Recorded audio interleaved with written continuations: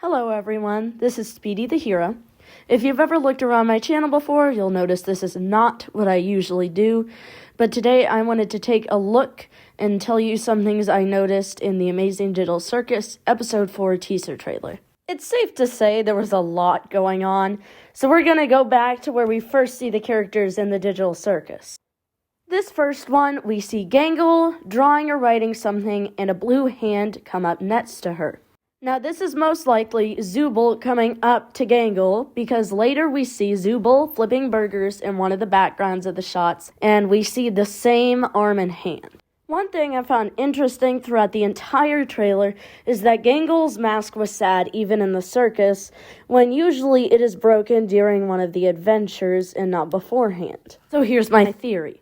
Gangle has already broken her happy mask, but they're still in the circus. So Zooble takes this opportunity to give her a new happy mask from their box of Zooble parts. This would most likely be why we see Zooble's room twice in the trailer.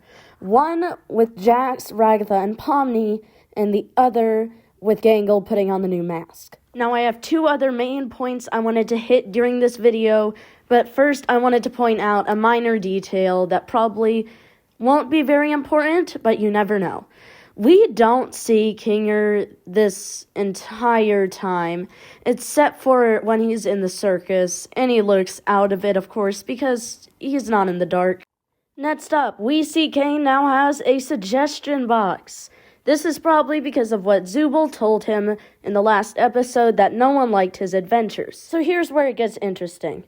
At the very end of the teaser trailer, we see Jax talking to Kane. And Kane zips his mouth shut, the universal sign for, I'll be quiet about this, throw away the key. Now, the question is, what was it? So did it have something to do with the suggestion box Kane put in, or was it just a prank? We don't really know. They were all acting weird this entire time.